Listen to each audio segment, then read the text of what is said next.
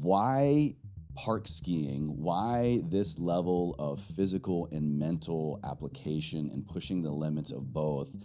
Were you aware when you're stepping into your skis and onto the mountain doing all these things? Let me put some context around what I did in the experiment, and then we'll actually go back because you were talking about the challenge skills balance. I chose park skiing because the general feeling of park skiing is if you haven't learned by the time you're 30, 35, it's going to be really difficult. At 40, 45, that's impossible. And by the time you're 50, or I started when I was 53, you're crazy. Kind of like death wish kind of thing. Yeah, and there are 11 or 12, depending on how you're counting them, different biological reasons why supposedly learning to park ski at that age is completely impossible.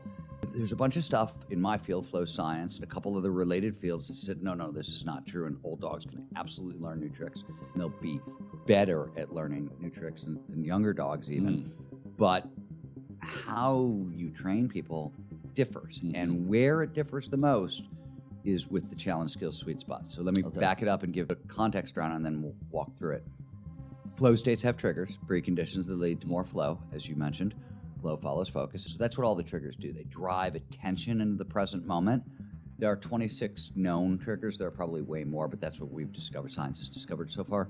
There are 12 or 13, depending on who you're counting, on the individual side, and then there's a collective version of a flow state. So it could be this group flow or interpersonal flow, me and you talking. We get so sucked in the conversation, a couple hours go by. That's interpersonal flow. Group flow, fourth quarter comeback in basketball or football, or a band coming together and like they're really jazzed, is literally defined as a team performing at their best, like optimal team performance. And then you can go to scale. Communitas is flow at scale. So going to a rock concert, you get everybody sort of like merges with the band and we're all clapping and singing, right? That's communitas, it's flow at scale.